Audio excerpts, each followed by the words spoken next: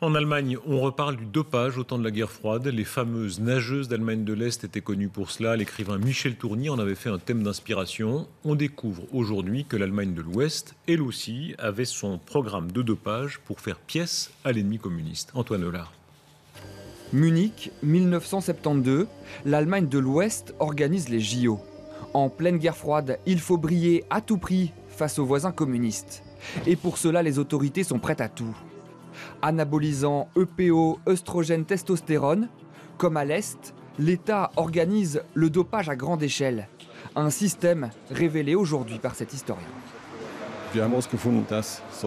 À notre grande surprise, nous avons découvert que l'État finançait des recherches sur le dopage avec pour objectif leur utilisation. Tous les témoins de l'époque nous affirment que cette pratique était encouragée par les politiques et les ministères. Et pour élaborer les meilleurs produits dopants, la RFA sort les grands moyens. 6 millions de francs investis, des recherches menées par ce médecin à la réputation sulfureuse. Sa mission, fabriquer de super athlètes capables de rivaliser avec ceux de l'Est. À l'époque, il ne s'en cache même pas. Notre objectif est de trouver une façon d'améliorer les performances humaines à l'aide de médicaments.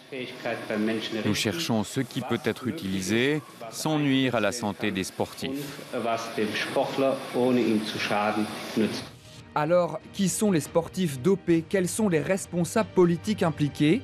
Mystère, car le rapport des historiens a été en partie censuré par les instances sportives, accusées de vouloir étouffer le scandale. Il faut faire toute la transparence et donner des noms. Ces gens sont coupables. En Allemagne, le grand déballage ne fait que commencer.